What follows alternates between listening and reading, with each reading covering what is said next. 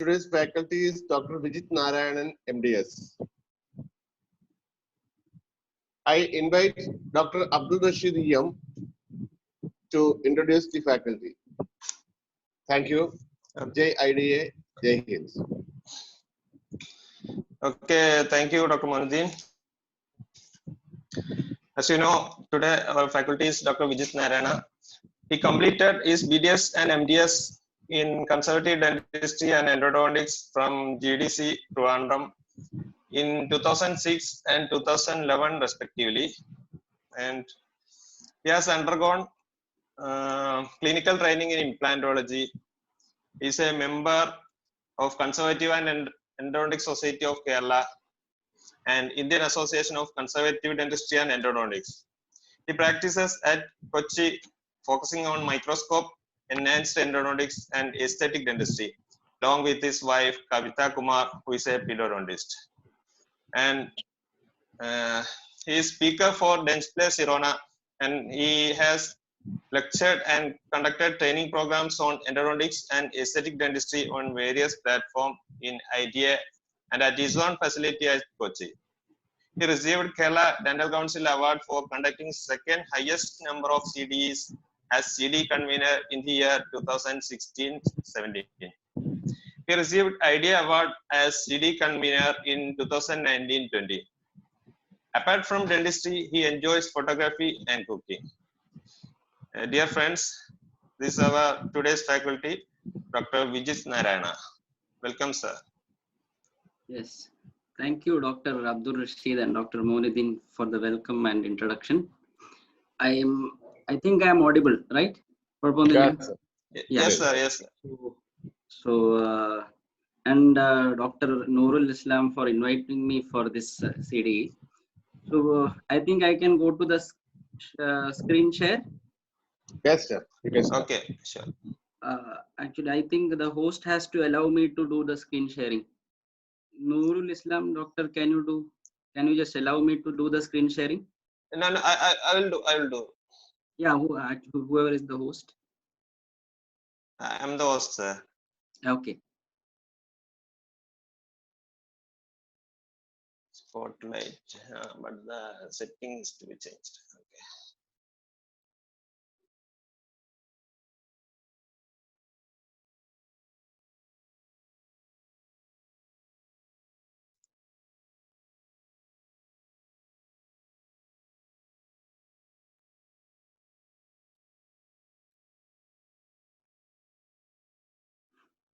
Okay, now you can share your screen.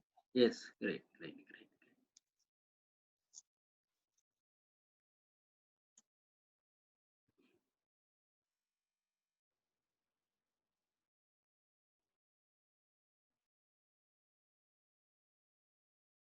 Yes, I think that you can see the screen.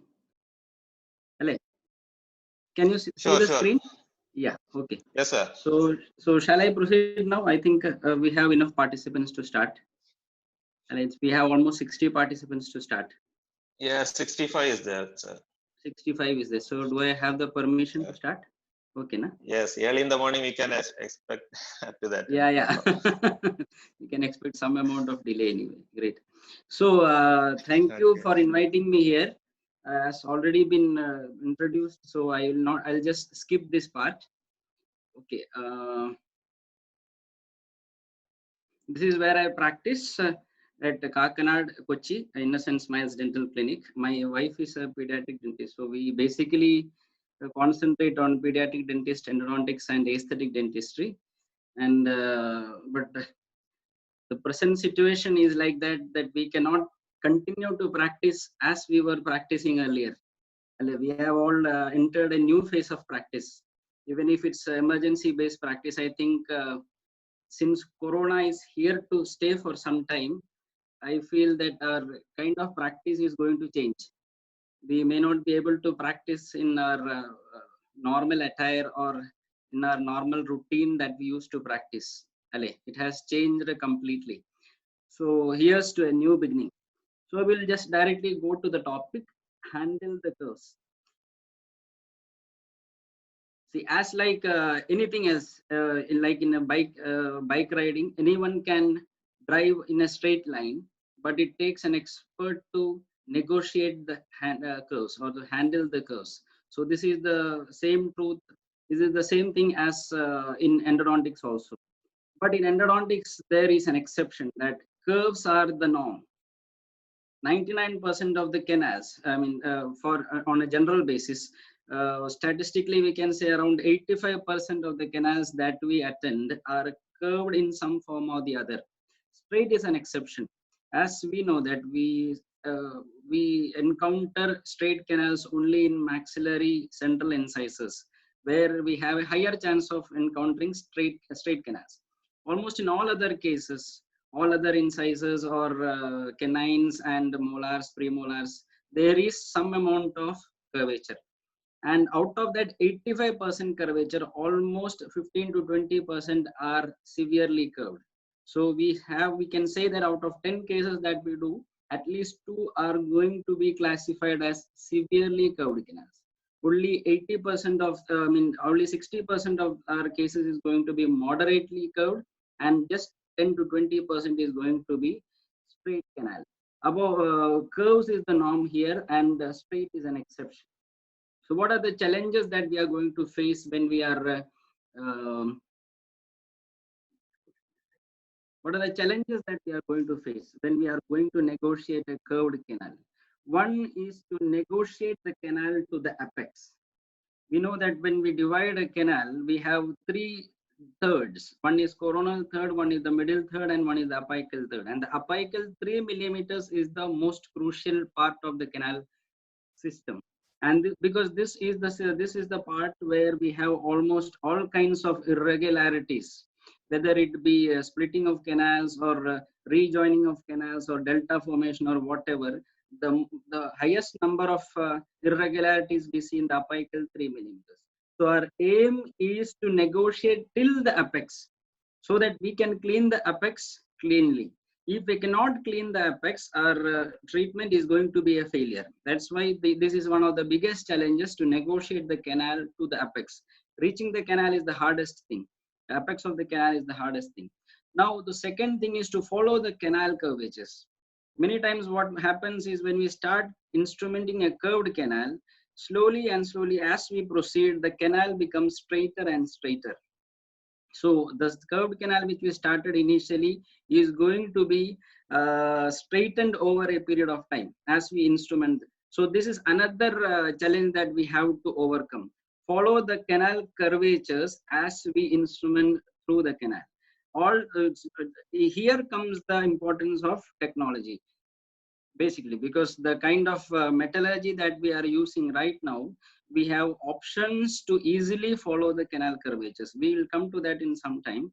That's about the second challenge, to follow the canal curvatures. And the third one is to create a continuously tapering preparation, which is again a very important challenge, because what do we mean by continuously tapering preparation?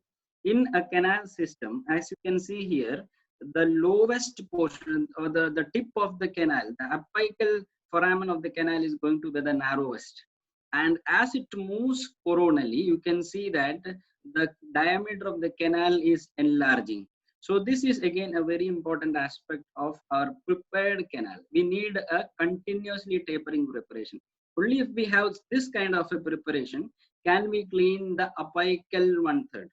Of course, there are systems which are against this, or there are school of thoughts against this, but this is basically what Schilder has put forward, and this is probably the most popular form of canal preparation, to create a continuously tapering preparation.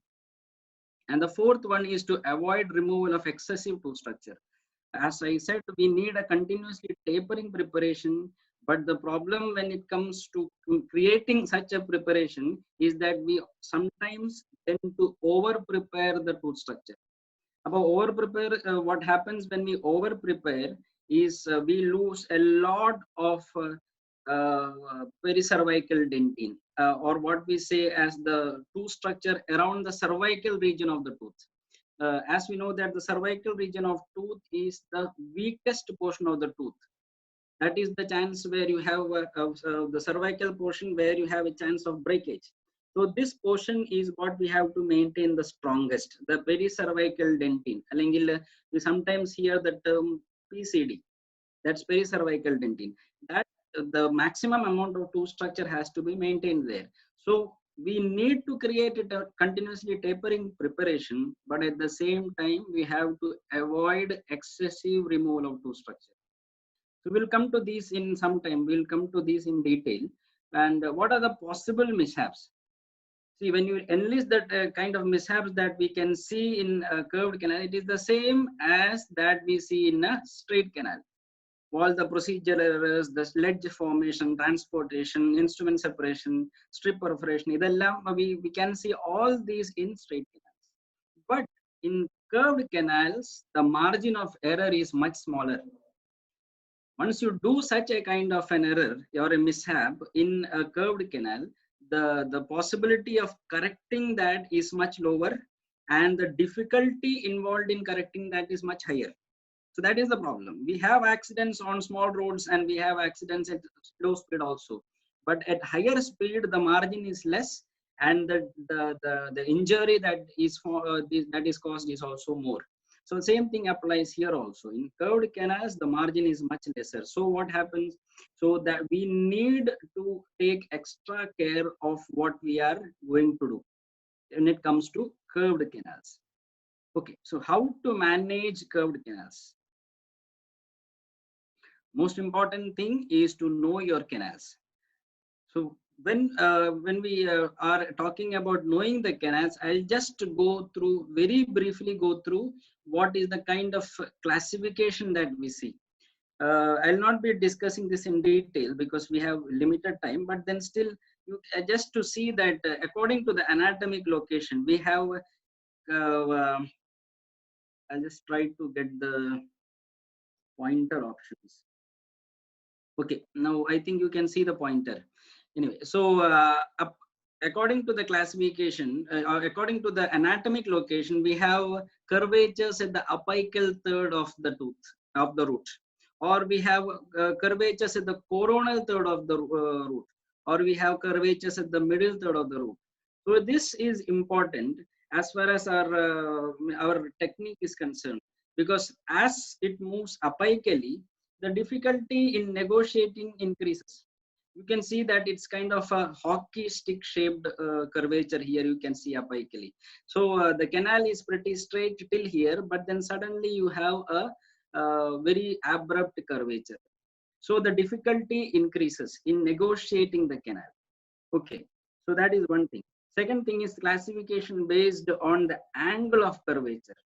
I will not go detail into this, but then you can simply by appreciating, you don't have to measure the angle, or you don't have to, that doesn't make any difference, but you have to know how much is the curvature. Is it a very straight canal, or is it a moderately curved canal like this, or is it a severely curved canal? So the angle that they say is for severely curved canal is more than 20 degree. This becomes, if this angle, so this, how do you measure this? The portion that is coronal to the curvature and the portion that is apical to the curvature.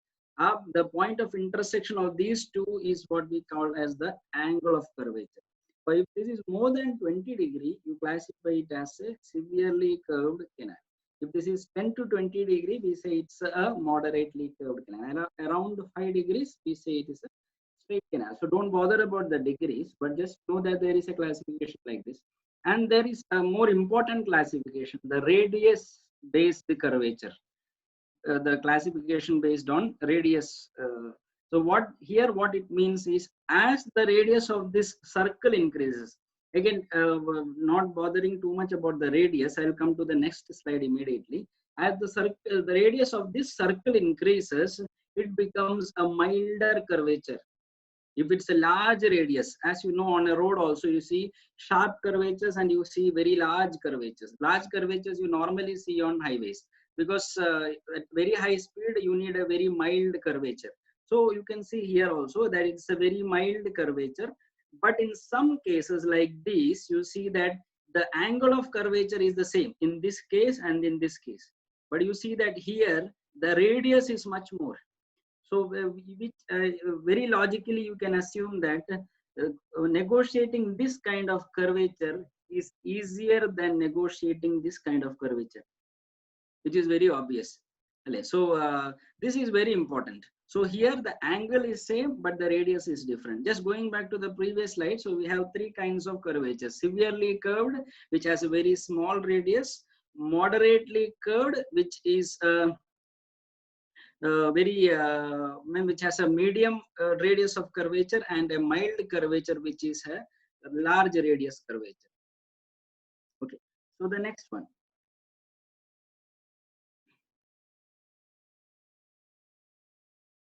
For example, in this kind of a tooth, you can see that we have almost similar angle of curvature in the mesiobuccal root and the distobuccal root.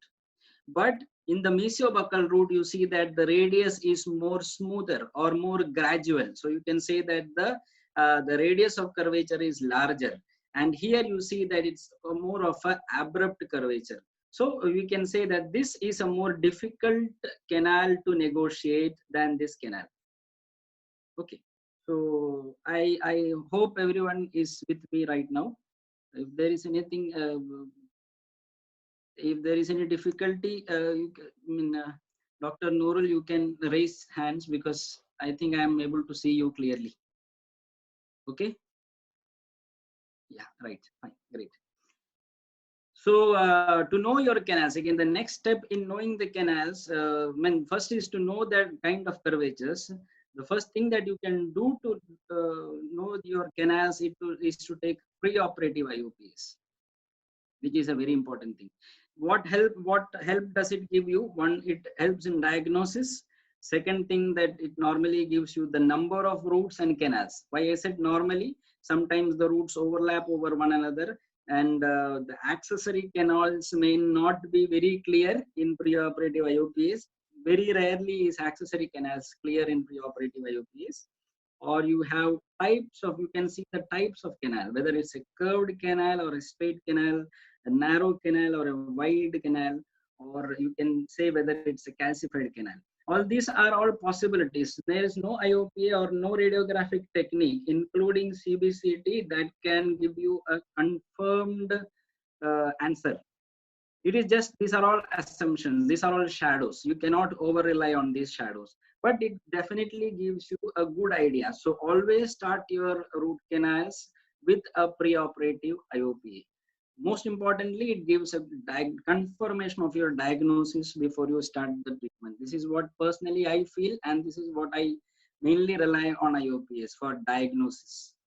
So in case you have a doubt, you can go for a multiple angled radiographs. I don't normally take multiple radiographs every time, but in case I have a doubt, for example, in such cases, I have a doubt about a fourth root here, which is independent. So I go for this is an extracted tooth, but in such cases where I feel I have I have a doubt in the anatomy of the tooth, I always go for an angled IOPA. So an angled IOPA, whether it's a mesial shift or a distal shift, is again going to give you a good clarity about the number of roots and number of canals. So since it's an extracted tooth, you can see very clearly, but if it's in the mouth, you may not be able to see this very clearly.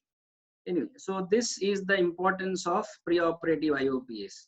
Then what are the special armamentarium that you require? So just you have all the other instruments, but some things that you need extra, or some things that you need specifically for curved canals is, I would say, K files of lower sizes like 06, 08 and 10, which is very important. So these are the smallest sizes that is available with us, K files number 6, 8 and 10. Or you have specific files called as path files. And many of them, they are made with carbon steel. You can see here it's Pathfinder CS file. It's a carbon steel file. The only issue with this file is that this cannot be autoclaved because it's not stainless steel, it is carbon steel. but it is much harder and stiffer than our normal K files. Normal K files are stainless steel files, so they are not as stiff as carbon steel files. But stainless steel files can be autoclaved, but this thing cannot be autoclaved. So this is one problem. And they are available in these two sizes, K1 and K2. K1 is approximately of 0.07 size, the tip size, and the tip size is around 0.07 millimeters. And K2, the tip size is around 0.09 millimeters. So this is the approximate size of these files. And these are single-use files, no autoclaving, just throw away after that use. That's it. But they are very, I don't use them regularly, but they are very useful in cases where you have difficulty in negotiating. Because K files, it gets bent very fast. 0, 6 and 0 and 8 may get bent very fast. But where you need that little bit extra pressure, you can go for a K1 file or a K2 file. There are similar kinds of other files with other companies also. I'm just giving you one example that I use. So you have similar path files with other companies also. So this is one extra thing that you require for curved canals and in some cases for calcified canals. Okay, now K files, you need these sizes, very important. Do not go for a root canal without at least number 8. Number 6 may be very small, but number 8 you need. And number 10, definitely this is the file that we are going to use always. We'll come to how we used to negotiate, but this file number 10 is the file that we start all our root canals with. Except maybe maxillary central incisor, I use number 10 for all my files, all my root canals. And when number 10 has a difficulty in entering, when there is a resistance to the entrance of number 10 file, then I rely on number 8 files. And very, very rarely I use number 6 files. So this is very rare, but you should have. This is the most common one, number 10. When number 10 doesn't go, I go to number 8. So these are very important things. Then you have rotary glide path files that are available. ProGlider, there are glide path files which are NiTi files. Of course, they are always used next to K files. They are never used first. When there are literature points where they say that we use, they use glide path file as the first file to enter, but I don't do that. I always rely on K files, stainless steel files to enter the canal. And there are rotary glide path files, which are NiTi files that you can use next to it. We'll come to the detail in some time. The second thing that you require specifically is canal medium. That is the new term that I saw in a recent webinar, but I like the term, the canal medium. That includes the lubricants and irrigants. What are the lubricants that we use normally? EDTA in gel form or liquid form. It's basically operator preference. Some of them they use only liquid form from the start to end. Some use gel form initially and then liquid form in the end. Anyway, so I will not go into the details of that. Then you need irrigants. So the canal should always be filled with a canal medium. That's why I actually like the term canal medium, because sometimes this will act as a lubricant, sometimes this will act as a chelating agent, and other times it will just act as a canal medium, where you get where what happens is whatever debris that you create using your instrumentation, this canal medium helps to maintain the debris in a suspended form. So this same thing can act in different ways. One time it is like a chelating medium, other time it is like a lubricant, and third time it is like a suspension agent. So these two things are specifically required, and very importantly, these are all required for regular root canals also, but why I'm saying this is specifically required for curved canals and calcified canals. Okay, then coming to isolation, again not into detail, but what we understand from those who regularly use isolation, this is something that we always have an advantage about isolation, that you need to worry about tooth and tooth only. Once you do isolation with rubber dam, you are not bothered about the tongue, you are not bothered about the cheek, you are not bothered about saliva, You are not bothered about the patient speaking to you. You, a patient closing the mouth, you are not bothered about anything. You are only bothered about the canal, the tooth, and the related things. You are not bothered about the instrument slipping into the patient's mouth. So this part is very important, especially when you deal with difficult cases, that you isolate the tooth and concentrate only on the tooth and don't concentrate on anything else. A very hard case, very difficult case may simply become a much easier case just by isolating with rubber dam. So it cannot be overstressed, the advantages of isolation. It is so important. So start using it. And I know that you have a very good rubber dam mentor among you. So it's always good to start learn and start using it. Anyway, so the next thing that we require when we deal with very difficult cases, this may seem to be a very simple thing, or it may seem to be a very insignificant aspect. But if you don't have adequate time, if you don't have adequate patience, not patience, if you have many patients, leave this case and give appointment for another day. But if you have adequate time, you are very much patient yourself and you are in a good mood, then only attend to difficult cases.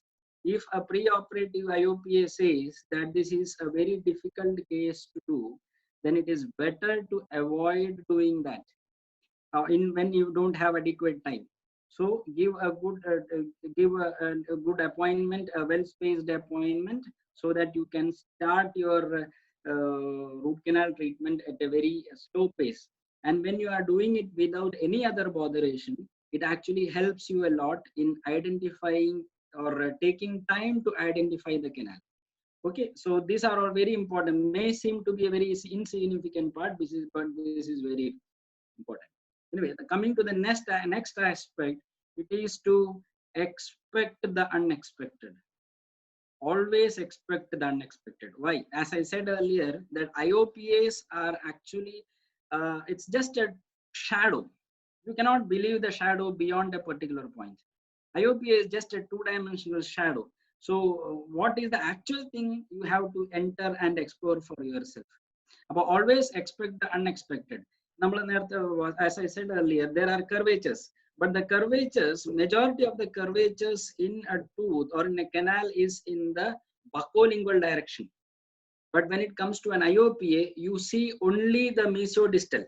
The mesodistal curvature is what you normally see. The buccolingual curvature, you are not able to see in an IOPA. Even if it's shifted IOPA, shifted X-ray, you may not be able to appreciate the curvatures completely. So be ready to expect the unexpected.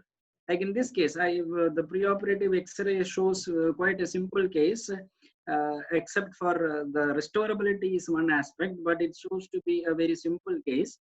But this is what happens when you explore the canals. You see a very sharp, and you see that it's quite a sharp curvature at this point. And when it's at this point, all the further instrumentations are going to be very difficult, because all my rotary instruments, the coronal third has to pass this curvature, which is going to be a very difficult task. So anyway, so this case, which I would have thought I could complete it maybe within less than 1 hour, it took me much more time to negotiate the canal and go to the apex. So this is one issue. And the only good thing about this is that this MB2 is joining with the MB1. That is the only good thing that happened to me in this case. So this is just an example to tell you, always expect the unexpected in IOPs. Another thing is, I always prefer to keep my protocol as simple and straightforward as possible. Never jump into too many complications, because the root canal is already complicated. So I don't want our procedure to be more complicated. All what I'm telling now is very simple things to keep our protocol as simple as possible. Okay. So these are the requirements that we discussed right now. What are the steps to successful handling of curvatures? Now coming to the actual aspect, what we can do to do the successful handling. So we need a good access opening, an access opening that smiles back at you, not access opening that that is sad. We need an access opening that is smiling back at us. What does it mean? We need to have a straight line access, not straight line. I mean, we need to have a straight line access, and that straight line access is to the first curvature. We always think, we have doubt whether we should have a straight line access to the orifice or to the apex. No, it is to the first curvature. Like in this case, you can see here that our straight line, we don't have a straight line access here. We see here that this is the first curvature of the canal. This is the first curvature. Only this canal only has one curvature if we assume, and this is the first and only curvature. And this is after we get a straight line access to the first curvature. You have a straight line access to orifice here, yes, but here you have a straight line access to the first curvature. Only after we get this, you can see that the radius of curvature has changed abruptly. From a very sharp curvature, it has become a less sharp curvature and a more straighter curvature. The angle of curvature is also changed. It is now a much straighter and a less sharp or a more gradual curvature here. You can see here. Okay, so you need to have a straight line axis. What is the advantage of straight line axis? As I said, it decreases the severity and number of curvatures. It decreases the severity of curvature and number of curvatures. And when it decreases the severity and number, it decreases the stress on the instrument and hand, which is very important. It decreases the stress on the instrument and hand, and it increases instrument efficiency. And in our case, it increases the number of times you can use the instrument. When we have to face the reality, we reuse and we have to use safely for maximum number of cases that's possible. That's our financial constraint. So in our case, it increases the instrument, the number of times that we can use the instrument. Okay, so straight line axis is very important in negotiating the curvatures. Then the second is to remove coronal interference. What happens when we remove the coronal interference? We get a much better feel of the canal, and that is called as tactile feedback. And that is why I always prefer stainless steel instrument, because that is the only alloy that gives you tactile feedback. That's the only instrument that gives you a feel of the canal. So we need to remove the coronal interference so that we do not feel the coronal interference and we feel only in what is inside the canal. If coronal interference is there, our hand is going to feel both the coronal interference and the canal, so our hand is confused. So we don't get a good tactile feedback. So we have to first remove the coronal interference. As you see here, we do the orifice enlargement. Orifice enlargement, we don't go so deep with the GG drill anymore. This is a very old picture, so we don't go very deep with GG drill so much. What I normally use is number 1 and 2, and maximum up to 2 millimeters into the orifice, not more than that. Maximum up to the point where I can still see the active part of the GG drill or the Gaze Glidden drill. That's what I use this, and I don't use this very regularly also, but whenever I use maximum 1 or 2 size GG drill. So that is what we used to do for orifice enlargement. And the second part of that is coronal flaring, where we go deeper into the canal. So you can see that we are instrumenting up to the coronal 1/3 of the canal. We are now entering actually into the canal. Here we are just enlarging the orifice. Now we are actually entering the canal and cleaning or shaping up to the coronal 1/3 of the canal. And we don't use such large instruments because, again, as I said earlier, we don't want excess removal of tooth structure at this level. This is the most crucial level, the cervical part. We try to conserve as much tooth structure as possible. So this is the second aspect, the removal of coronal interference, so that we get a better tactile feedback, better feel of the canal. Now coming to the second aspect, it is about glide path. After access opening, we need to, after access opening and orifice enlargement, we need to have a good glide path. And this is exactly how we need to follow our steps also. We do not go for a glide path before enlarging the orifice or before uh, what establishing the orifice. We need to establish the orifice by slight enlargement. Then we go for what is called as the glide path, which I feel is the most important aspect of your instrumentation. If you do glide path correctly, the rest of the preparation becomes much easier. So give as much time as possible to the glide path creation. See, if for example, in a 1 hour procedure, maybe around 20 minutes goes to access opening, another 20 to 30 minutes, I mean 20 minutes goes for glide path, for obturation and just a gross example I'm telling you, obturation and instrumentation of the canal takes another 20 minutes. So the access opening has to be given very high importance, and the same importance has to be given to the creation of glide path also up to the determination of working length. We will come to that. So what is a glide path? It is nothing but a smooth radicular tunnel from the canal orifice to the foraminal constriction. I mean, angana paranjal may be confusing a little, but what you can see in this picture, that this is the canal orifice. The red thing that the black thing that you see here is the canal orifice, and this is the glide path to the foraminal constriction. How you identify the foraminal constriction, you already know. That is based on the apex locator. But this is the pictorial representation of what a glide path is. It should be smooth.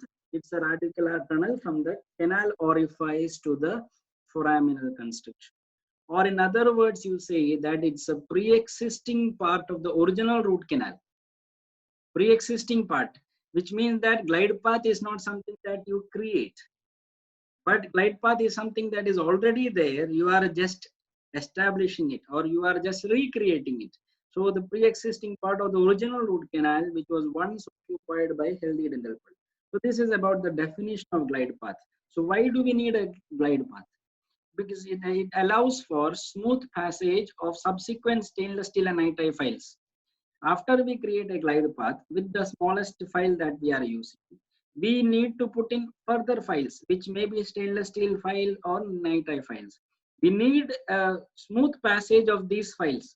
If there is difficulty in passage of these files, that again increases the stress on the instrument and stress on the operator also.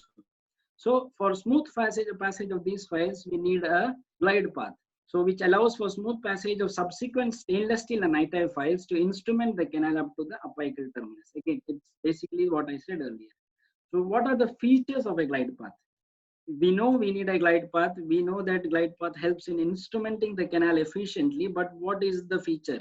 What are the features that we need? Two features we require. One is that it should be reproducible, which means that once you have created a glide path, you should not, your further all instruments that you are putting into the canal should easily pass through the glide path, which is what I said, mean by telling that it should be reproducible. Once you have done a proper glide path, you should not struggle with the rest of your instruments. So all the struggle that you are going to do is to be done by your first instrument in establishing a glide path. After you do a proper establishment of glide path, your further instruments should easily or with maybe with a little resistance go through the existing glide path without much difficulty. And the second thing, the second feature is to make it reproducible, we need to instrument the canal so that the size of the glide path is what this particular term, super loose number 10 file. The number 10 file should be instrumented, I mean the canal should be instrumented with the number 10 file until such time that you feel that the number 10 file is super loose. You should not be using any kind of force to slip the instrument into the canal, the number 10 instrument into the canal. So that is called as the super loose size, super loose number 10 size. So these are the two features. One is that it should be reproducible. Another is that it should have a size of super loose number 10. Now, how to create glide path? Take an example. We'll see a pictorial representation of how we are going to do a glide path. I am inserting a file into it. Now you can see that the canal has two curvatures here.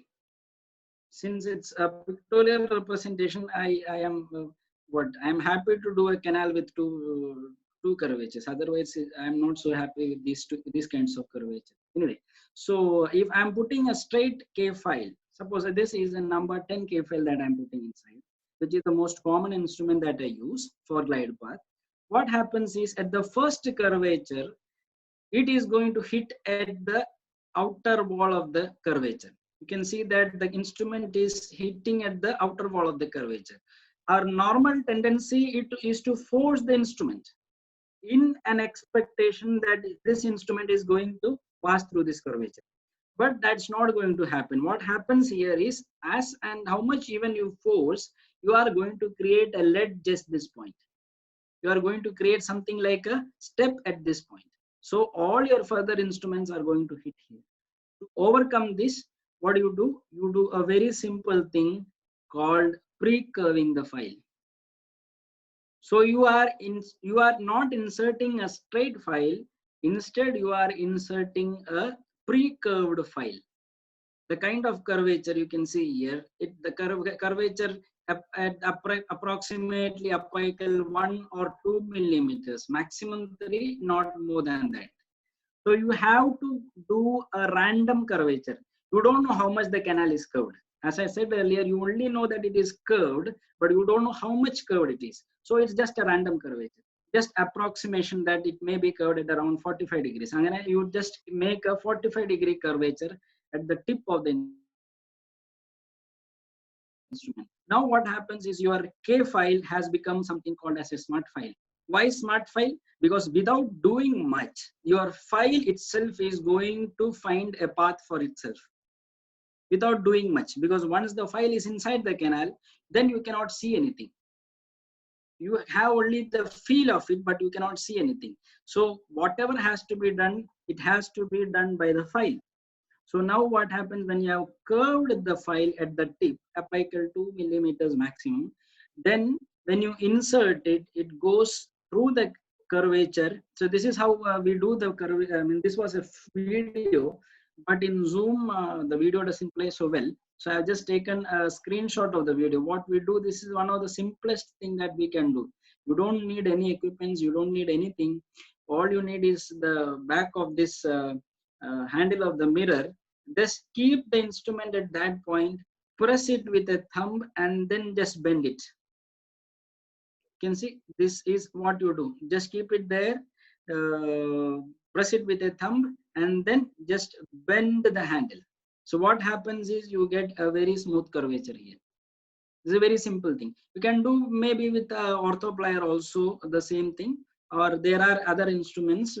There are file benders available, but they are very costly, and then it doesn't make any sense to buy one. So this is very simple thing that you can do to bend the file. So you can see that the bend is at approximately 2 millimeters at the tip. Okay, this is the initial bend that we are giving. The bend, the degree of bend changes with our requirement. Okay, this is the initial bend that we are giving, approximately 45 degrees bend, and then at approximately 2 millimeters, nothing more than that. So now what happens is our instrument goes through the first curvature, and it is hitting at the second curvature. Now, is the pre-bend helping us? No, pre-bend is not helping us at this point. Pre-bend has helped us to bypass the first curvature, but at this point it is going to hit at the outer wall of the next curvature. This is the outer wall and this is the inner wall of the curvature. So the outer wall is hit at this point. Now what I do is I just wiggle my instrument. So this is a number 10 instrument that I'm using, and I just wiggle my instrument to and fro approximately say around 30 degrees. This is 180, but we do only 30 degrees from here to here, back to here, back to here. That's all. We don't do more than that. And when you wiggle that, you see that the bent of the curvature, bent of the instrument has again bypassed the next curvature also. So the pre-bend has helped us, but only after we did what is called as the watch winding motion. These are the two important things that you need for initial negotiation. Without this, you cannot do negotiation. One is to pre-bend the file. Second is to do a watch winding motion. You don't do any other kind of fancy instrumentation with your hand file. Even if you don't do such things, what you need to know is watch winding motion and pre-bending of the file. So now you can see my file has bypassed the second curvature also. Of course, it's not as easy as I say here, but these are the basic things that you need to do. Now this is the degree of the to and fro motion that you need. 10 to 30 degrees. 30 degrees is ideal for such cases.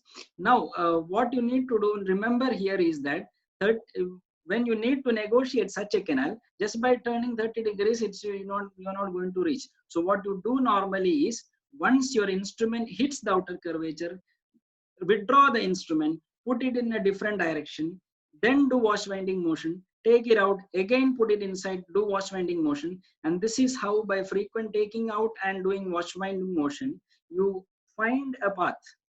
When it's a very difficult curvature, you may have to do this for 10, 15, 20 times. But do not force the instrument at any point. Do not be frustrated, because by forcing, you are going to deposit the dentinal mud at this point. When you force an instrument, either you will create a ledge here, or you will deposit dentinal mud at this point. And both these are going to compromise your treatment outcome, because it's not going to be not at all easy to bypass the second curvature if there is a ledge formed here. First curvature, it's even easier to bypass the ledge that is formed, but second curvature, your amount of tactile sensation is going to reduce drastically. So it's not at all easy to bypass a ledge at the second curvature. So it's important that you never force the file. Keep your file as delicate as possible, right from the start to end, because it's not a fight with the tooth. Okay, so always try to be as delicate as possible. Now, once you have created the glide path, you have gone up to the you have gone up to the tip, and that was the time you have taken the working length. Once you have once you have created the glide path, or you have found out the glide path, the second step is to establish the working length. Once you have done done with the establishment, done with the measurement of working length, the second is to establish the glide path. As I said earlier, the only instrument that goes with going to the canal without a working length is number 10 file. After number 10 file, all the instruments you use has to go up to only working length. So after you find out the glide path, establish the working length, then go to the next step, that is the establishment of glide path. But this is second thing that I'm going to do.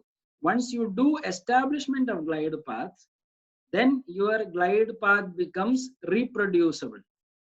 Then all other subsequent instruments that you are going to put in the glide path will easily go through the canal. So this is very important step, establishing the glide path. How to establish, or what is the procedure of establishment of glide path? It is the instrumentation to achieve a glide path in which number 10 K file is super loose. Till now, our instrument is not super loose. Our number 10 file is not super loose. Now it's going to be super loose after we do this. You can use two techniques here. One is hand instrumentation. The other one is engine driven. If it's an hand instrumentation, you have two options. One is called as envelope motion, and the other one is balanced force. Balanced force, it's not actually related to this part of the treatment, but I'm just putting it because it's a specialized hand instrumentation technique. So envelope motion is what I normally prefer, and I'll tell you what it is. The second kind of instrumentation is to use engines for your hand pieces for your establishment of glide path. And these are now again very popular, the reciprocating handpiece, the M4 or the gyromatic handpiece.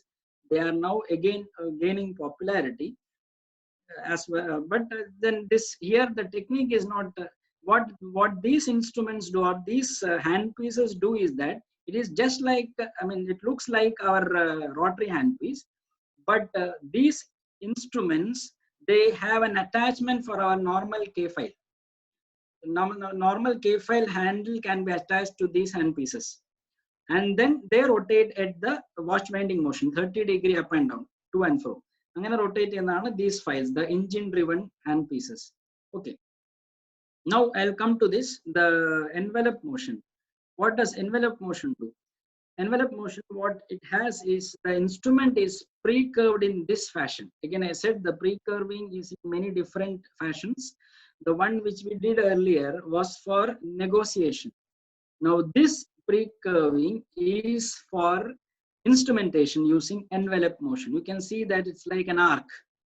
Now what we do with this file is that we slip and slide the file into the canal until it is just short of maximum resistance. Keep these steps in very, I've tried to simplify it as much as possible. So try to keep it as, I mean, just short of the area of maximum resistance. So you just put the pre-curved file, a file that is pre-curved like this, you put it inside, slip and slide it into the canal. And as you see that the resistance is gaining and gaining and gaining, and at some point you feel that the maximum resistance has reached the maximum, just withdraw the file a little bit. When you withdraw a file a little bit, that is the point where we call as stopping short of maximum resistance. So now your instrument tip is not engaged into the dentine, which is very important. Instrument tip is not engaged into the dentine. The next step is to do clockwise rotation of the file with an outward pull. Okay, now what you do is after you put that inside, you rotate it, continuous rotation, and then pull it out. Almost 360-degree rotation and take it out. And this motion is called as the envelope of motion. You can see here, envelope of, this is the envelope of motion. You rotate the instrument 360-degree as you take it out, like this. You rotate and take it out. So what happens is this motion will remove two structure from this side of the, when at this aspect, wherever the instrument, this part of the instrument is touching, that part of the canal gets instrumented. Now irrigate.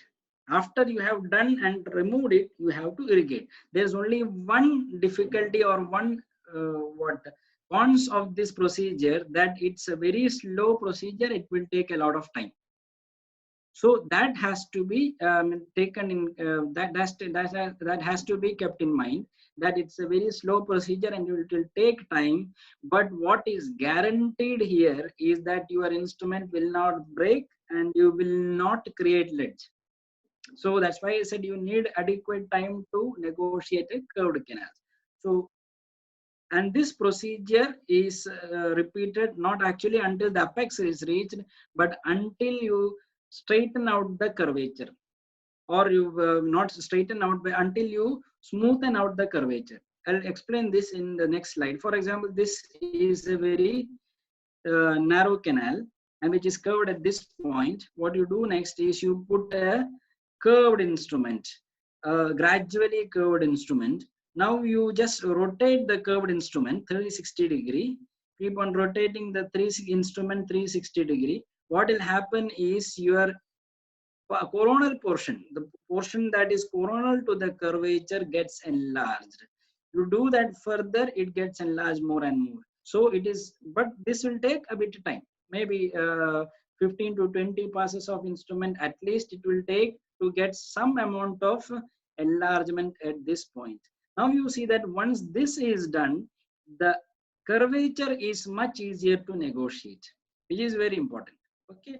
So this is envelope of motion, a very important aspect of negotiation of curved canals. So now you have, you have already negotiated, but now you are trying to establish the glide path. What you have done here is enlarged up to the coronal aspect of the curvature. This is another technique, but balanced force normally you don't require for small sized files. Balanced force is a very effective technique. I will not go into the detail of this, but you don't normally require this for basically for sizes like 10 and 15. You may require it for larger sizes, maybe 20 and beyond. And we will not discuss about balanced force. That is not into the in this thing and this. Topic. We'll go to the next one, the judicious use of irrigants and lubricants. Why judicious use? Because EDTA, if you use more, if you keep EDTA, if you keep EDTA in contact with the canal for a long time, it can actually weaken the tooth, and it may help in, it may create a new path for its for your instrument, because the dentine becomes very soft, and your instrument can, if you force the instrument, it can create a new canal. So EDTA is not recommended for beyond a few minutes, maybe 2 or 3 minutes. It does its job in 2 or 3 minutes, and then it's time to go to your next irrigant, sodium hypochlorite. And this has to be kept in contact with the root canal for as much time as possible. So sodium hypochlorite, as much as you, until your instrumentation is done, you have to use sodium hypochlorite. So judicious use of irrigants and lubricants is very important aspect. Now glide paths, you can create or establish glide paths in 2 ways. This is just 2 terms that I just tell you what are these 2 terms, that's all, not of much significance. So in one, what you do is you negotiate the glide path with a number 10K file, and then establish the glide path with the number 15K file. Negotiation with the number 10K file and establishment with the number 15K file. This you can do in straight canals and canals with moderate curvatures. But when it comes to a canal with a severe curvature, I normally prefer negotiation with the number 10K file or a number 8K file. Then there is no change in it. If I negotiate with a number 10K file, I continue the negotiation with a number 10K file. Then I use a rotary glide path instrument. For example, this is the example that I have shown here is a Pro Glider by Dentsply. There are rotary glide path files for other systems also. And since I follow the Pro Taper system, I always prefer using the Pro Glider path files for my instrumentation. This is just a personal choice, nothing, no, I mean, you can use any brand that you want, but the point is here, the point here is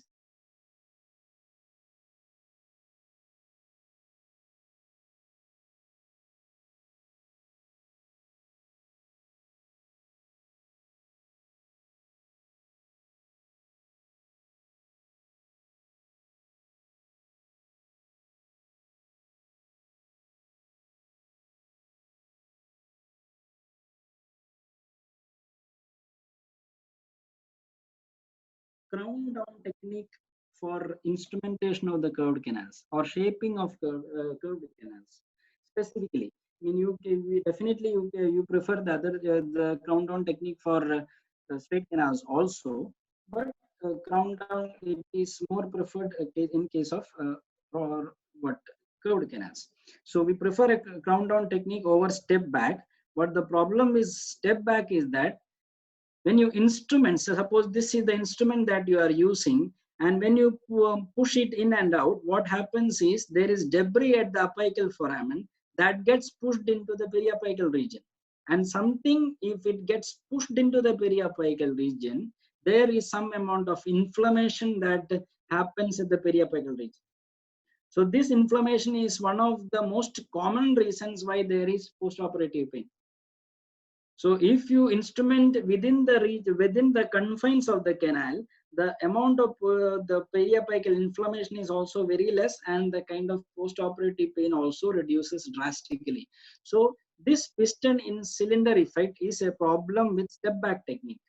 because we are not enlarging the coronal aspect. I'll show you it in the next picture. And this is what happens in the crown down technique.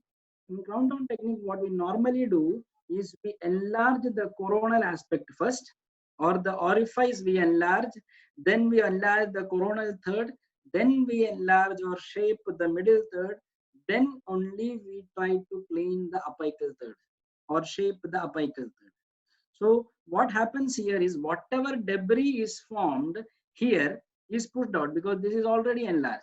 And then whatever debris is formed here is pushed out because already these portions are enlarged. And when you clean the apex, there is very less chance that your debris is pushed out because already there is enough space created here so that when you irrigate, everything pushes out. And this is why the importance of canal medium is so much, that whatever debris is formed, it is not solidified, but it is kept as a suspended form. So when you irrigate with saline, or you flush it with saline or distilled water, it easily comes out. Because these are all things that are related to each other. So crown down technique with adequate amount of irrigant can help in preventing this aspect of instrumentation, that is pushing away of your debris into the periapical region. So some important points to note when you do your instrumentation canal shaping is to keep the canals lubricated, or I would say now that your canal should be filled with canal medium at all times while instrumenting. Second thing is to avoid excessive use of chelating agent. We have already discussed that, because then there is a problem of perforation and creating a canal of your own, which we don't want. Then be generous with irrigation, especially hypochlorite, not especially, only hypochlorite. And for saline, we use for flushing out the debris. Okay, these are the only two irrigants that you require once you have done with the establishment of glide path. Hypo for irrigation and saline for flushing away the debris. Then recapitulate between each file, which is very important as far as maintaining the apical patency is concerned. Why do we recapitulate, or what do you mean by recapitulation? It just means that once you have instrumented with, so for example, I am starting with the number 10K file. I established the glide path with a ProGlider file. After I instrument with a ProGlider file, I assume that some amount of debris or dentinal mud is going to the apex. I assume. I don't know whether it's right or wrong, but I assume that some amount of dentinal debris is going to the apex. Now, if I take my next instrument without clearing that debris, what happens is that this debris gets compressed there. If I go from a ProGlider file to my next file, that is, for example, I say with a S1 file, what happens is that the S1 file compresses the debris there. Then the S2 file will again compress the debris there. So what happens, eventually I will lose my working length, and there will be some amount of debris that gets deposited or packed there. I don't want that to happen. So what I do is, after each instrument, I take my number 10 file, go beyond the apex for 0.5 mm and take it out. Why do I do that? Just to remove the apical mud that is deposited there. I don't want any kind of debris to get packed there. So I just take my instrument, go beyond the apex 0.5 millimeter. The only instrument that you can take beyond the apex is your number 10 file. Just take it beyond the apex 0.5 millimeter, take it out. So you are ensuring that your apical patency is open, or your apex is still patent. So recapitulate between each files. So again, very important in case of a curved canal. As I said earlier, if it is a straight canal, maybe you can bypass the debris, or you can remove the debris much easily. But in a curved canal, it's going to be very difficult. So you don't want to take any risk when you are dealing with a curved canal. So recapitulate between each files, and then do not skip files. More important with curved canals. Do not skip files. You may feel that the canal is smooth or canal is large enough. So you may feel like skipping an instrument, but never do skip the instrument. Always go with the manufacturer's instructions. and we all used to do some kind of hybrid instrumentation. Hybrid technique was quite popularly followed earlier, but now after going through all the research after going through the effort that is already being taken to create a system, I feel that it's always simple and easy to follow the manufacturer's protocol. Do not go for a hybrid system. So that makes things easier. We don't have to work our brain with your in what I'll first use an orifice enlarger of one company, then I'll do middle third enlargement with another company, and third one I'll do with apical cleaning with another brand. You can simply follow your own brand, but try to follow as instructed by the manufacturer. Do not skip the sequence of files. So these are the things that you need to know when you are instrumenting the canal. Now the choice of files or alloy, prefer using avoiding stainless steel files beyond number 10 in severely curved canals. You don't want to use stainless steel files beyond 10 number, and maximum 15. Don't go beyond number 15, because stainless steel files are rigid beyond number 15. So it's better to avoid. And severely curved canals, I don't go personally beyond number 10 files. I go directly to NiTi files later. Then when you are using NiTi files, I prefer using heat treated NiTi files over traditional NiTi files. Traditional NiTi files are the files that we used to use earlier, like the ProTaper Universal and such kinds of files, profiles and everything. Now we have heat treated files, the gold files, they are all heat treated files, which are either blue in color or a bit darker in color, not that steel colored ones. The color changes are there with different metallurgy that we'll not discuss now, but heat treated files are preferred over traditional NiTi. Now heat treated file NiTi, we prefer giving why do we use heat treated NiTi? Because of its flexibility. They are much safer in the danger zone. And what is a danger zone? Our canal, again, this to the multiple curved canal, you can see that your instrument is instrumenting this part of the canal and this part of the canal more than what is going to instrument this part and this part. So the inner curvatures are what is normally called as the curved canal, inner curvature. Idum. And as it goes to the apex, it is the outer curvature. Very simple. So these things you have to remember, that the inner curvatures and at the apex, the outer curvature is what is considered as the danger zone. What happens when you instrument more at this point? Your apex is transported, or there is strip perforation at the apex. It is basically what we call as the transportation of the apical foramen. So that has to be avoided, and flexibility makes it much easier or safer for a heat treated NiTi file, because it does not instrument or does not have so much stress or instrumentation on this aspect. Then cyclic fatigue resistance. What it means is that your fracture resistance of the instruments increases. In spite of rotating within the canal for a long time, the instrument does not fracture. If it's a universal or a traditional NiTi file, if it is at this point, there is very high chance for fracture because of cyclic fatigue, and at this point. So these 2 points are dangerous as far as the instrument is concerned. So cyclic fatigue resistance, when it increases, the fracture resistance also increases. Now the controlled shape memory. This is a traditional NiTi file. If you bend it, it will come back to the original position. And this property is called as shape memory. But when you have a heat treated NiTi file, if you bend it till here, it will not remain like this, and it will not go back to the original position. It will remain somewhere in between, and that property is called as controlled shape memory. It does not have the shape memory as that of the original or the traditional NiTi file. The advantages of this is that it decreases the chances of canal straightening. If you put this instrument in the canal, the instrument always has a tendency to straighten, and this tendency will straighten the canal also. But this instrument does not have that much tendency to straighten, so very, very less chance that this instrument straightens the canal also. Then this allows for pre-bending of the file. as you do with your stainless steel file, not so much pre-bending, but still it allows for pre-bending of the file.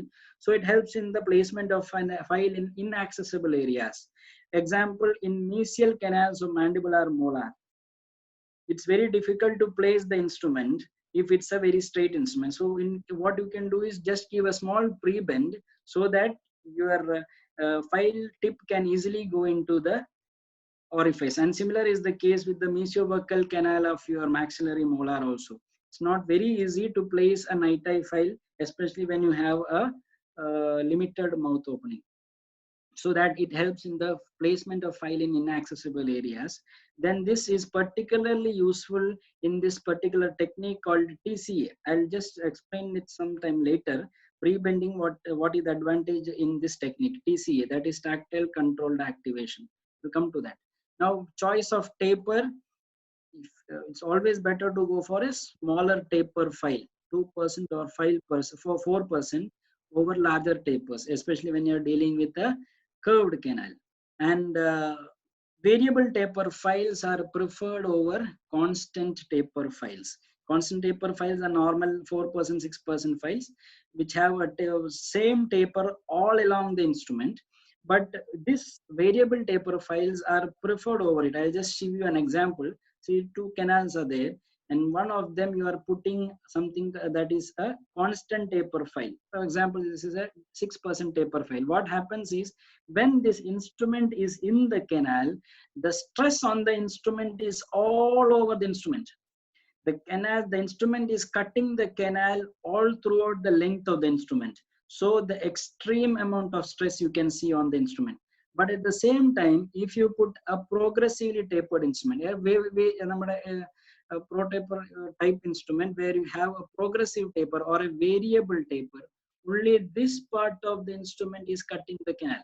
So the amount of stress on the instrument is much lesser when you are using a variable taper file. These are just some recommendations that I can give you to prefer using variable taper files over constant taper files. This particular phenomenon is called as taper lock. Okay, anyway, so this is what we follow. These are the general recommendations. Now, specialized instrumentation techniques for curved canals. You have something called as an anti-curvature filing, where you pre-curve the file like this according to the curvature of the instrument of the canal as seen in the X-ray. Then what you do is you instrument the outer wall of the canal.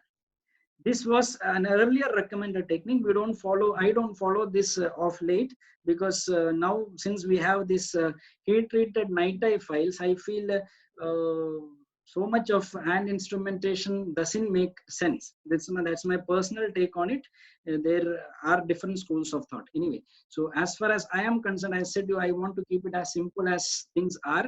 So I prefer, to take the help of technology in this case, because I prefer using a heat-treated NiTi file because they are more flexible. So in this case, what happens is you are actually over-instrumenting the outer wall of the canal in an effort to protect the dangerous zone. This is the dangerous zone here. I am trying to protect the dangerous zone by exerting excess force on the outer wall of the canal. So this is the basis of anti-curvature filing. Just in case you needed to know this term, anti-curvature filing. And this is the technique that I was referring to, tactile controlled activation. This again is a very important technique, but this you need a heat-treated NiTi file, whatever brand, but you need a file that is bendable or pre-bendable files. So heat-treated NiTi files are needed in this case. So what you need is, this is a very good pictorial representation of TCA. What you do here is just concentrate on this. If this is a curved canal, what I am doing is I have fitted this instrument to my handpiece. This is not without handpiece. I fitted this to the handpiece, but did not switch on. I did not switch on the instrument. I did not activate the instrument. And what I am doing simply is to push this pre-bent file up to the point where I feel resistance. And that's why this point is called P. I push the instrument passively, and up to where I can push it passively, or up to the point till where I feel the resistance, I stop it. Then at that point, I activate the file. At that point, I switch on the file. When I activate the file, and this activation with mild apical pressure, not more, mild apical pressure, I go to a point where I feel more resistance, a bit more resistance. Then I stop and pull it out. And that point is called A, the point to which I can actively push the file. And actively doesn't mean extreme pressure, just little bit pressure. From here, my file is switched on, and as it moves, it goes to this point. At this point, I feel no, the pressure is much more than what my instrument can handle. I pull it out. So now my instrument is, now my canal is instrumented till this point, from here to here. My canal is instrumented to this point. Now what I do is, I take it out, then I switch off. After I take it out, I switch off the instrument. Then I again push it passively up to this point. Initially this point was A. Now I can instrument this, I can take this instrument, again pre-bend the instrument and then push it inside passively till this point, then activate. It will take maybe around 5 to 10 pecking motions like this to pull it out, passively push, activate, pull it out, passively push, activate, like that. It may take around 5 to 10 cycles of tactile controlled activation to go beyond the apex. The advantages of this, so this is a very simple technique, again a very time consuming technique, but a very, very safe technique if you can start practicing this TCA technique. I feel one of the, there are so many techniques in literature, but this I feel is one of the easily learned techniques to do. Because we all have rotary instruments with us, then this is one of the best technique to use. So what I do here is, what are the points here to be noted is that the technique is used with heat treated file because it has a controlled shape memory.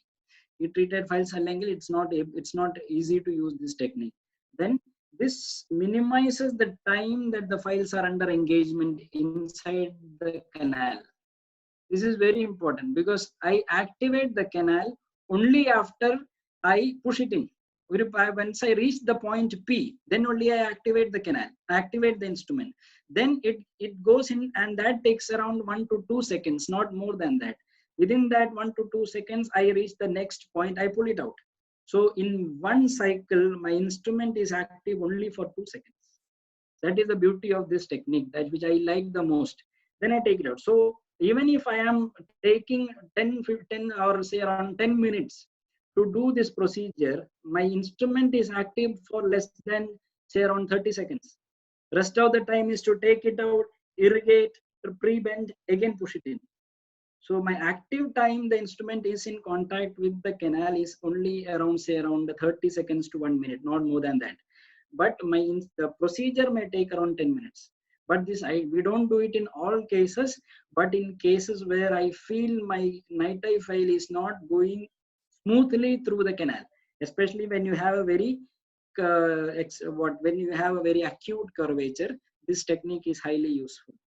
Then it helps to maintain a continuous tactile feedback because my instrument is not active when it goes inside. So when it is not rotating, I have a better feel of what is inside the canal.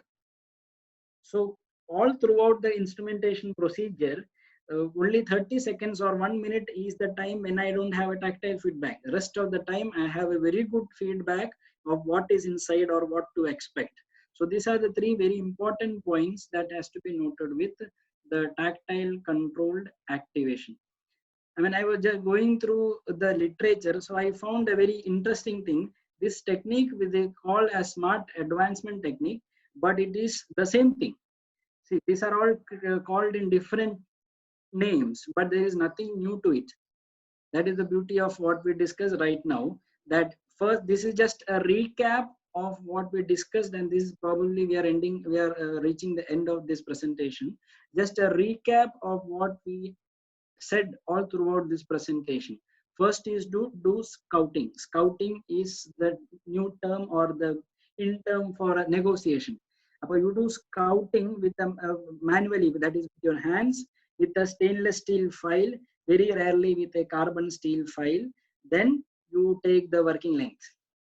After you take the working length, there is a little bit change that before, along with the scouting, I normally prefer doing the coronal flaring also, so that I get a good tactile feedback. Then I take the working length, then I go to the next part, that is the glide path. These three steps almost coincides with each other, this point. Then I go to the shaping procedure, where I follow the rotary instrumentation with an ITI file up to the working length with a recapitulation in between. So these are not step-by-step procedures, but just classification of what we are going to do, like the scouting, the coronal flaring, and the glide path creation. Then after the glide path creation, I establish the glide path.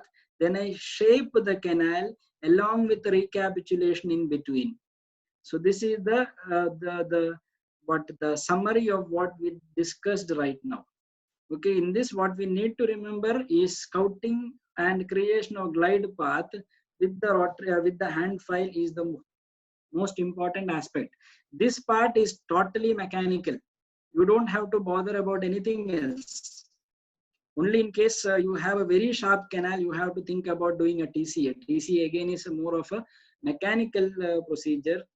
Then that's it. So your canal is now ready to obturate.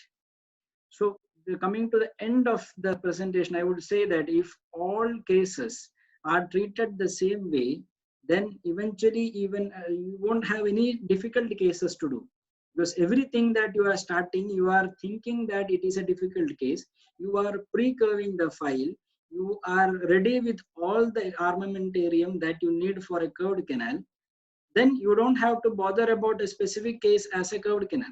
Only thing you need for a curved canal is a little bit more time. That's it.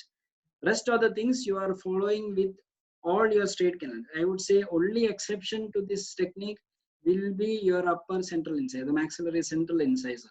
All other canals you need to follow, or you need to take them as difficult cases, so that eventually even a difficult case will become simple case. So this is the what biggest advice that we can give each other, that to practice safe and stay safe. So that's it. In case you can follow with some queries if you want. Dr. Nurul Islam or Dr. Abdul Rashid. Hello. Yeah. That's a nice presentation. Thank you. Let me look into the chat box. If there are any doubts, I can answer now, or you can go with the WhatsApp also. I think it was quite a long presentation. But I don't get a feedback. If it's a direct it was class, all relevant points. I know. Thank you. One doubt is there in chat box. Yes. Sir, shall I read, or can you? Yeah, you can read, or I will see the chat box. Let me just check. Okay. So does pre-curving and glide path makes a difference in working length? Yeah, I'll explain that. Good. There are some questions in the chat box. I'll just go through that. Okay. Temperature ne kuriche kandale. Yeah. So the first one that you, I'll tell you what. But does pre-curving and glide path make a difference in working length? Pre-curving does not actually change the working length. But what we need to remember is, pre-curve, if you take the working length, we have to straighten the instrument before taking the working length. You pre-curve, put the instrument into the canal, take the working length with the working apex locator. That is the standard of care. So if you take the working length with an apex locator, you have to take out the instrument, straighten the instrument, then take the working length. You got an idea? Yeah, am I clear? Or Dr. Abdul Rashid or Nurul Islam, can you just tell me? Yes. Yeah. Okay, so It's clear. pre-curving ചെയ്തു കഴിഞ്ഞാൽ you have to straighten the canal, straighten the instrument before you take the working length. That is the only criteria. But as you instrument, glide path മാത്രമല്ല, as you instrument, for example, initially glide path your working length was 21 mm, but as you instrument, there is loss of working length. That is because there is some amount of straightening of canal which you cannot avoid. So there is some amount of reduction in instrument, what is called as loss of working length. But if initially the working length was 21, you are ideally supposed to reconfirm the working length before you obturate. If initially it was 21, there is a very high chance that in a curved canal it becomes 20 or 19.5 after you complete the instrumentation. Clear? So that is Okay. the difference in instrumentation, the working length. That is initially 21 anengil, in a curved canal over time as you instrument it becomes 20 or 19.5 or something like that. So what I am trying to tell it can lower down. Okay, these are the two things that I can say specifically about working length. There is a loss of working length, and then pre-curve cheyadengil you have to straighten the canal before measuring, straighten the instrument before measuring the working length. Is it clear? Fine. Okay. Okay. Sir. Then Yes. another question is, to Sir. what temperature should we preheat the night file? Yes. Okay, and there is a small misunderstanding here. We don't have to preheat the nitrile file on our own. There is a different metallurgy of nitrile files that are available. Namakippa gold, അല്ലെങ്കിൽ so many of our new systems like Edendo, there are so many files that are available. Most of them are heat treated nitrile. The manufacturer has heat treated them. We don't have to do anything. It is a difference in what makes the metallurgy from martensitic and austenitic. But there is a change in the metallurgy from martensitic to austenitic as there is a pressure applied or a temperature applied. But this difference in the metallurgy makes it less flexible or more flexible. Okay, that is done by the manufacturer. You don't have to do anything to preheat the nitrile file. All you have to do is, sometimes what happens is the nitrile file gets de-twisted when you use it in curved canals, especially the heat treated nitrile file. The traditional nitrile file de-twist avarilla. They directly break. We know that ProTaper ഒക്കെ അവസാന ശ്വാസം വരെ അതുപോലെ ഇരിക്കും, പെട്ടെന്ന് ഒരു canal it breaks away. But that is with normal nitrile files. Heat treated nitrile files give you some amount of warning by de-twisting. But de-twisting can again retwist if you autoclave it. Autoclave ചെയ്തിട്ടും retwist ആയില്ലെങ്കിൽ it is time to throw away the file. But Okay. I always advise, do not take the instrument to so much that you have to take risk every time you do the instrumentation. Always use, even if you use cheaper files, no problem, but limit the number of uses. Do not use it till it breaks or just before it breaks, because you never know when it is going to break. So avoid using it till that point. And especially in this, the answer to this question, we don't have to preheat the file. It comes like that. Preheated അല്ലെങ്കിൽ heat treated nitrile files nu paranjittu it comes like that. Any other relevant question that you see here? Next is, do we use lubricant during patency filing? Yes, I mean, for patency filing we don't use, but we still have the irrigant in the canal. Irrigant is always there. Lubricant means it acts as a lubricant also. You don't require DDTA or anything, but you still have hypochlorite in it. Yes. Even if you go that 0.5 millimeter beyond the apex, there is hypochlorite in it. എന്നാലേ നമുക്ക് ഈ അപെക്സിൽ ഇരിക്കുന്ന debris തിരിച്ചു വലിക്കാൻ പറ്റുള്ളൂ. As I said, we need some kind of canal medium always. There is no exception to that. So even for the patency filing, you have to use a canal medium. Okay. So one doubt is that we already explained, but still, can you please explain once more the protocol of negotiating the second curvature in the canal? It is the same as that of negotiating the first curvature. But first curvature, you have, it is basically the same thing. First angle, second angle, you have to pre-curve the canal, pre-curve the instrument. And second thing is that you have to use a watch winding motion. First, it is much easier. One or two watch winding motion, you get through the curvature. But second one, again, the tactile sensation comes down very much, because already it is passing through one curvature. If second one, what happens is, again, your instrument is feeling two curvatures. So the tactile sensation comes down very much. That is the only limiting factor. But rest of the instrumentation, everything remains same. That you have to slip the instrument passively until you reach the resistance, then do watch winding motion. Once you do watch winding motion and go beyond it, then you do small vertical motions, so that you make the curvature smooth and then take it out.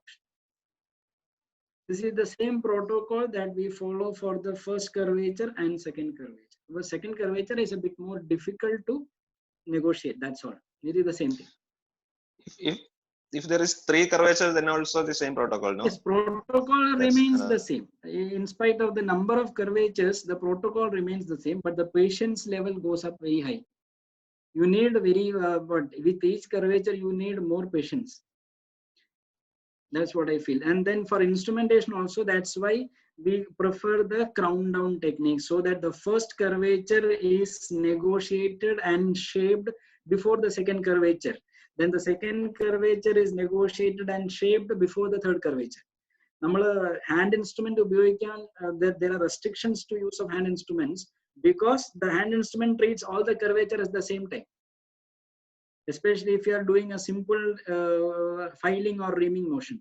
If that's the importance of using the system motions like envelope motion, which is again a very relevant instrumentation technique. I would definitely request all of you to try using it, because the importance is given to instrumenting or enlarging or negotiating the first curvature.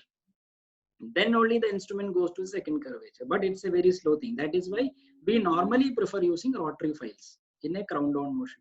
The rotary files you should try using these other systems. That is what I actually feel, because rotary file does it at a much faster pace. Okay.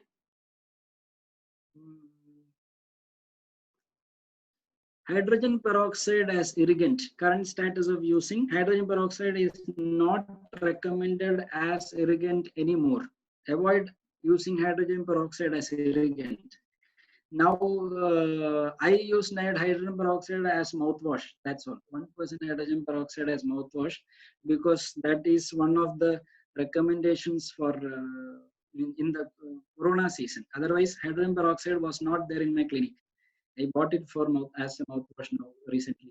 So hydrogen peroxide is not used as a irrigant in any phase of treatment. TCA is possible in second curvature also. Of course, it is possible, no doubt. It is more useful in such cases. That is what I actually feel. Where the curvature is more complex, I feel TCA is much more useful.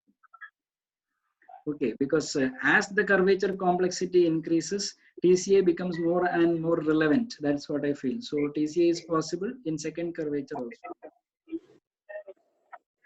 To overcome ledge formation, it is again it's not an easy thing to do. I'll just explain you what you can do to overcome ledge formation. You remember the kind of curvature I did in the instrument. 2 to 3 millimeters at the tip of the instrument, we bent smoothly. But when you have to overcome a ledge, or for that matter, you have to bypass a curved instrument, fractured instrument, what you normally do is the same kind of bend, but you make it much smaller. The bend will be at around maximum 1 or 2, 1 millimeter, not even more than that. The same kind of bend, but only at the apical 1 millimeter. It is a more sharper bend, but not very sharp. It's a bit sharper bend than what I did now. So the bend that I did now was only for negotiation of the initial negotiation. But if you have to bypass a ledge, you have to make a sharper curve. I mean, this is the tip that I can give through this thing, through a Zoom meeting, because otherwise we'll have to show a hands-on technique. But this is one thing that you can do. Can we use 2% INT for establishing right path? INT night Can we use 2% night eye for? Yes, you can use 2% night eye also. No problem. 17 2% night eye files are available. 17 tip size and 2% night eye files are available to establish glide path. You can use just a matter of different brand. That's all. So, what about using hand file and rotary mixed during curvature management? We always use hand file and rotary mixed. There is nothing called rotary endodontics. There is nothing called, I mean, there is something called hand endodontics, definitely hand file only. But rotary canal treat. So it's always a mixed system where we establish the glide path and we create the glide path and establish with the hand file. Then we proceed with our rotary instrumentation. So it's always a mixed management. Best way to negotiate calcifications. The similar, same basic principles still remain the same, but we use more amount of chelation. That's all. Chelating agent, but not too much. Chelating agent kudi kanal, definitely there is a high chance that we perforate the canal. So same principles we follow for calcification, negotiation or calcification also. Can we use ProGlider instead of using hand files? That's what I explained, Dr. Shahul Hamid. After making 10K files super use, can we use ProGlider instead of using hand files to enlarge the canals? We can do that. That is what I showed that file as macro glide path. That's the same thing. After K file, I directly go to ProGlider, but that is only in case of extremely curved canals. If you are not dealing with an extremely curved canal, I would say you can go from direct K file super loose to directly your first rotary file. In I use normally S1. After number 10 K file, I directly go to S1. If it's a average moderately curved canal, severely curved, I go for ProGlider then S1. Okay. So is it better to choose 4% taper file? Yes, always in moderate to severe curvatures, I prefer using 4% taper files or ProTaper files, because ProTaper, I mean, there is more to explain in it. It is, since it's not a constant taper, it gives you a well-controlled tooth structure removal, especially when you are using heat-treated night eye files. ProTaper Gold, I mean, there is so much of limitation in removal of tooth structure.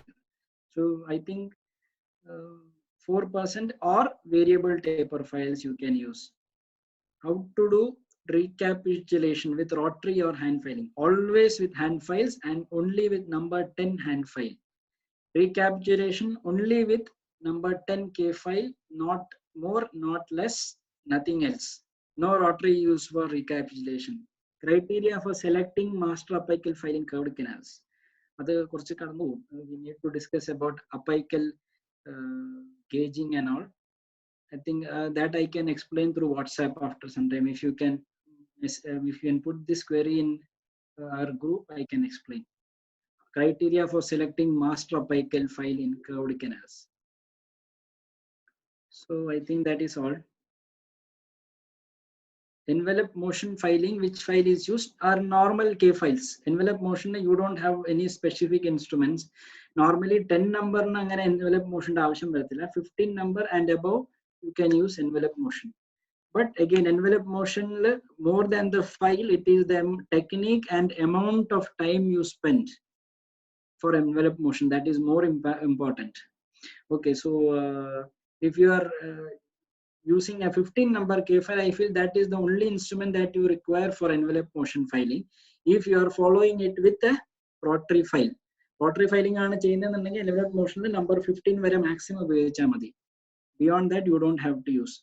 Recapitulation or apical patency with number 10K file. Which is better? I mean, it is the same thing. Recapitulation is a technique of maintaining apical patency. So with the number 10K file, which is better? I didn't understand the question. Recapitulation is the procedure of maintaining or to confirming apical patency. And the file used for that is number 10K file. That is the only file that I use. Okay. So thank you, IDA Kondoti, Dr. Nurul Islam, Dr. Abdul Rashid, and thank you, Dr. Moinuddin, and all other office bearers. So if you have any queries, you can let me know in the group. Okay. I don't know for how many days that group is alive, but you can let me know in the group. Okay. So I think you had some, you can take back some points from this presentation. So over to Dr. Abdul Rashid. Dr. Abdul Rashid, Kelkundo. Or Dr. Nurul Islam. I think I cannot hear you or you cannot hear me. Yeah, I can hear you, sir. Yeah. Okay, fine. Great. I can hear. I think one more doubt is there. Okay, I'll definitely answer that. Chat box. Chat. Okay. After 15 file, envelope filing directly, we can go for rotary files. Yes, definitely. And after I don't see again personally. This is a theoretical aspect. Personally, for me, it is 80% of the times after 10 number file I go to S1. After 10 number is super loose. But 10 number should be super loose. That is one important point. 10 number super loose, I definitely prefer going to rotary files. I don't use 15 file regularly. I have said almost 80% of the cases. Only that 20% of the cases where I still feel that no, there is some amount of enlargement or opening of the canal is required, I go for envelope filing. But in such cases, it is extremely useful. So it is, see, it is like telling you that you need to master the technique of envelope filing. There is nothing to master. That again, another thing I'm telling you. It is just the amount of time you spend. Once you start doing envelope filing, initially you will feel nothing is happening. So you will feel it's a worthless technique. But once you start, once you do a few cases using envelope filing, once you spend some time, then you realize that this filing has created some difference in the canal. So it's not that I do this regularly. Yeah, I am basically a very lazy person, so I prefer going to rotary as fast as possible.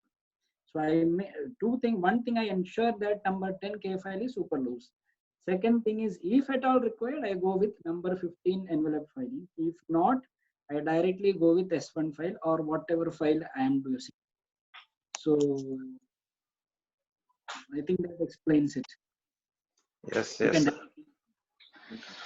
Okay, now over to Dr. Nurul Islam for delivering vote of thanks. And I think Dr. Moinuddin is also there, our president. Yes, I am here. Okay. It was a very nice presentation, sir. Yes, thank you so much. Thank you, sir. Thank you very much. Vijay sir. Yes, Prayu, thank you very much. Thank you. Adivoli presentation, good. Very nice. Thank you very much. You guys are actually inspiration. Oh, Dr. Nurul Islam, they inspire me or us to do more actually. Okay. Yes. So much passion for endodontics. But then I feel that being an endodontist, I should show more passion.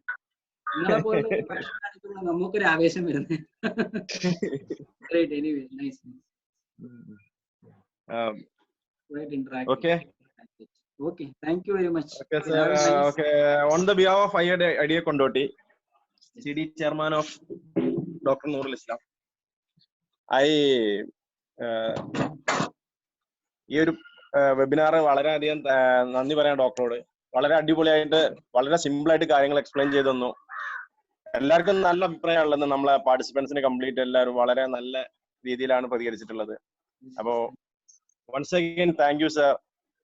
Yes, thank you very much. Thank you. And Actually overwhelmed. thank you. Thank you all for participants. We have And many we are very- participants from Kashmir, Uttar Pradesh, Jharkhand, etc. No, I Thank was you all actually, for thank you. being with us with Kondoti IDA of Kerala State. Thank you all once again. Over to President for the final formality. Thank you. Okay, Vijay sir, let us wind up. Yes, yes, thank you. See you. Okay, please keep in touch. Yeah, sure, Okay.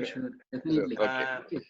And Okay. our webinar has been recorded completely. That will be published in Facebook of Kondoti IDA and also in YouTube. The link will be posted in our group, that temporary WhatsApp group. The link will be there. You can use it for further discussion and for further explanation and everything, that we can use that group. Okay, thank you. Thank you. Okay.